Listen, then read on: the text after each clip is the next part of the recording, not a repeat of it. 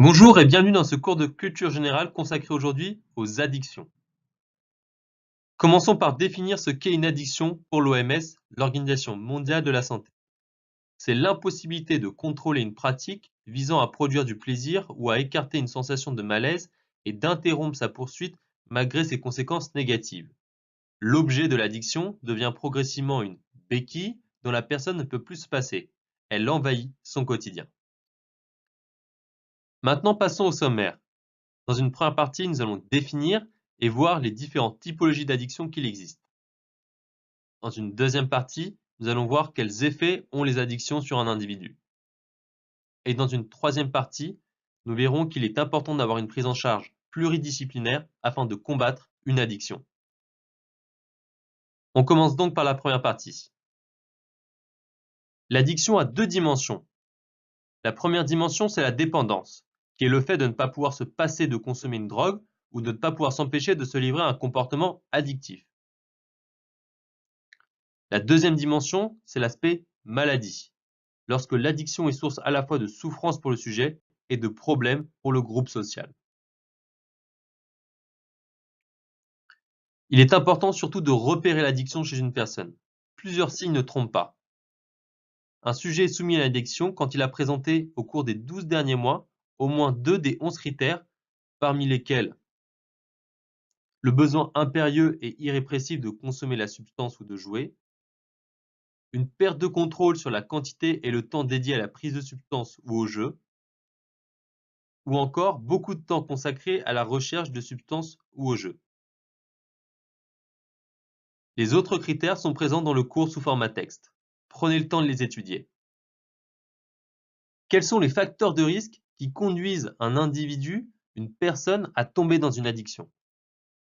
Tout d'abord, il y a le fait qu'une addiction est liée à un individu et à un produit.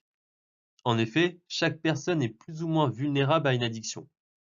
Et même une part de cette vulnérabilité peut être d'origine génétique.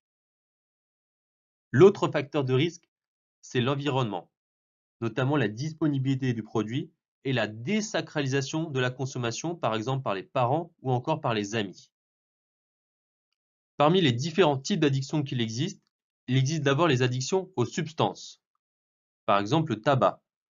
Il faut savoir qu'en France, pour 32 millions d'expérimentateurs, il existe près de 10 millions de fumeurs dépendants.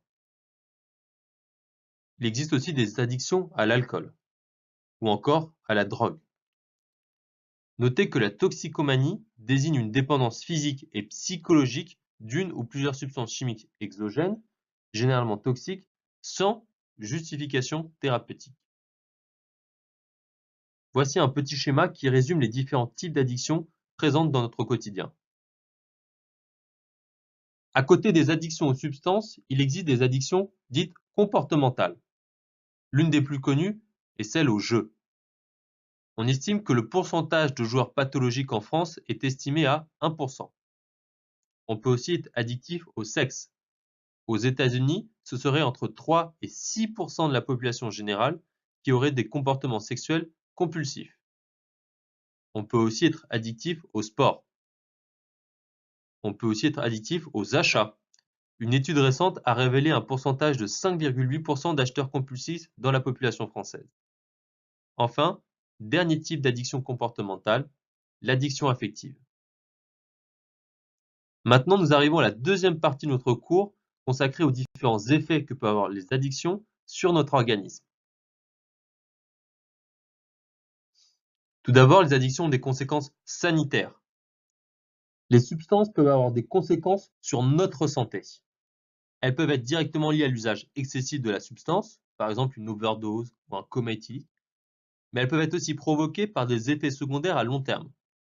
Il faut par exemple savoir que l'alcool et le tabac sont directement responsables de nombreux cancers chaque année. Les conséquences physiques peuvent être aussi sur la santé d'autres personnes. Par exemple, une étude coordonnée par l'Observatoire français des drogues et des toxicomanies estime que la conduite sous influence multiplie par 8,5 le risque d'être responsable d'un accident mortel. Les addictions peuvent aussi avoir des conséquences psychiques sur un individu. Il faut savoir que la plupart des troubles addictifs génèrent en premier lieu des troubles anxieux et du sommeil. En fonction du type d'addiction, on peut noter aussi l'apparition de problèmes de mémoire, de changement de personnalité ou encore de perte d'intérêt pour toutes les choses non liées à l'addiction. Les addictions ont aussi des conséquences sociales et non pas seulement sanitaires. Les addictions ont des conséquences sociales sur l'individu lui-même. Il faut bien comprendre qu'une addiction va prendre de plus en plus de place dans la vie d'un individu. Il va arrêter de faire ce qu'il aimait faire. Il va changer ses comportements, que ce soit alimentaires ou encore sexuels. Une addiction a aussi des conséquences sur les relations sociales d'un individu.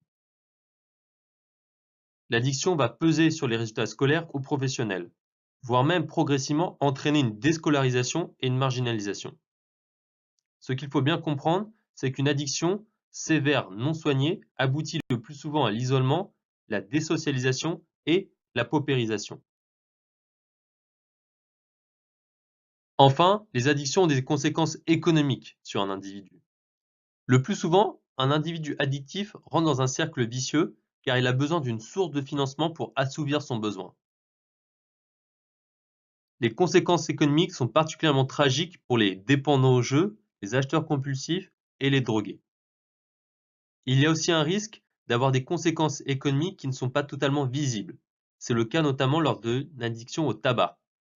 L'addiction au tabac coûte très cher aux dépendants. Par exemple, une personne qui fume un paquet par semaine va dépenser près de 3 000 € par an pour assouvir son besoin. Nous arrivons à la troisième partie de notre cours où nous allons voir qu'il faut absolument avoir une prise en charge pluridisciplinaire afin de pouvoir lutter contre une addiction. La prise en charge d'un individu soumis à une addiction doit d'abord être médicale.